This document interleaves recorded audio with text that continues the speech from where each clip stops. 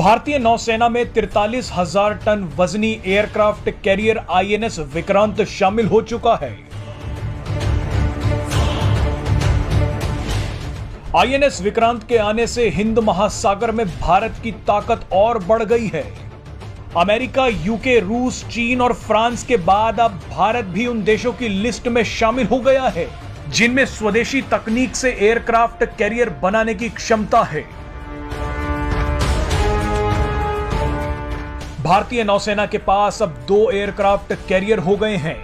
भारत के पास आईएनएस विक्रांत और आईएनएस विक्रमादित्य हैं। जानकारी के लिए बता दें, दुनिया में सबसे ज्यादा एयरक्राफ्ट कैरियर अमेरिका के पास हैं। अमेरिका के पास 11 एयरक्राफ्ट कैरियर हैं और अमेरिका 3 एयरक्राफ्ट कैरियर बना रहा है। रूस के पास 1 एयरक्राफ्ट कैरियर है। यूनाइटेड किंगडम के पास 2 एयरक्राफ्ट कैरियर हैं। चीन के पास भी 2 एयरक्राफ्ट कैरियर हैं और 1 एयरक्राफ्ट कैरियर अंडर कंस्ट्रक्शन है। बहरहाल आईएनएस विक्रांत के भारतीय नौसेना में शामिल होते ही कई देशों ने इस पर अपनी प्रतिक्रिया दी है। रूस, अमेरिका, इजराइल, चीन और ब्रिटेन जैसे देश आईएनएस विक्रांत पर क्या बोले वो आपको इस वीडियो में बताएंगे। सबसे पहले आपको बताएंगे कि रूस ने क्या कहा। भारत में रूस के राजदूत डेनिस अलीपोव ने आईएनएस विक्रांत की कमीशनिंग में भाग लिया। रूसी राजदूत ने कहा कि यह भारत का पहला स्वदेशी विमान वाहक है। यह भारत और उसके लोगों के लिए एक गौरवशाली क्षण है। रूस को इसका हिस्सा बनने पर गर्व है।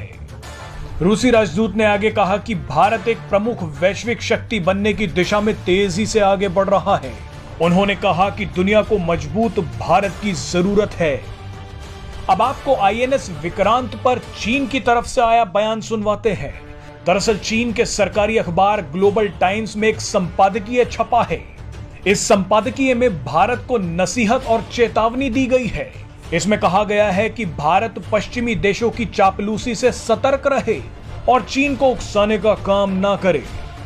आपको बता दें कि आईएनएस विक्रांत के भारतीय नौसेना में शामिल होने से सबसे ज्यादा परेशानी चीन को ही है, क्योंकि हिंद महासागर क्षेत्र में चीन को सबसे बड़ी चुनौती भारत ही दे सकता है।